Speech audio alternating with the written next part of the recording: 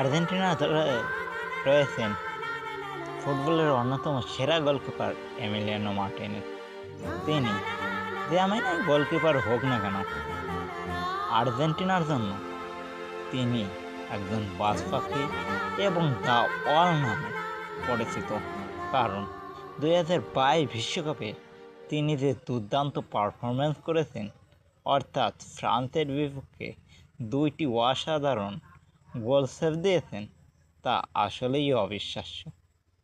আমরা Alisson Becker, এডারসনের তুলনা দেব না, কিন্তু তাদের তুলনায় এমিলিয়ানো মার্টিনেজ জাতীয় দলের পারফরম্যান্স অনেক গুণে শ্রেষ্ঠ।